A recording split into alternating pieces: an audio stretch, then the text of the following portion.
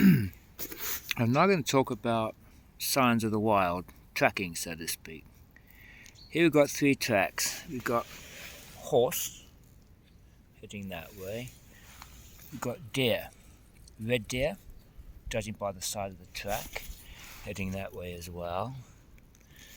We've got someone's dog, you see the pad and the 3 toes, and all around we've got human tracks going on the opposite direction. So we've got horse heading in the opposite direction to the red deer.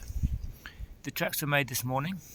There's still quite a bit of snow on the ground, as you can tell, and there's no snow in these tracks, which means the last snowfall was about an hour previously, so these have been made in the last hour.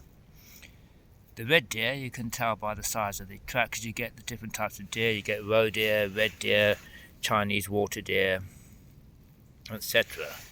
The dog is a large dog. You're looking at the size of a setter or an Alsatian, so to speak, going by the size of the track. You can tell this is a dog because you can take the claw marks in the front. Slight claw marks. If it was a cat, so the claws would be sheathed. Reminds me of tracking hyena in Africa, and obviously this reminds me of tracking a deer. The horse track, reminds me of tracking buffalo or zebra, but the same size. Going down, you see the deer is still moving now to superimpose above, so the human walked first, then the deer has walked over the human track. So the human walked first in that way, and then the deer walked over his track a short while after he'd gone. I estimate this to be about an hour to an hour and a half old.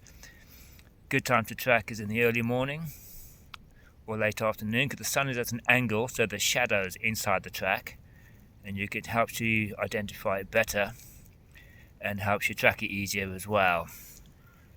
That's just a short introduction to the art of tracking, whether it be man, animal, whatever. You always use the signs. Track early hours, early morning, late evening is the best time to track. You can tell by the erosion of the track how fresh they are. And that's just a short introduction of the art of following an animal, tracking an animal. I learned this a lot in Africa. I was trained by some of the best trackers in Africa. I got to a reasonable ability, but nowhere near them. Right, moving on. It's just a short introduction to the art of tracking and animal science. Gary Pressman, signing off.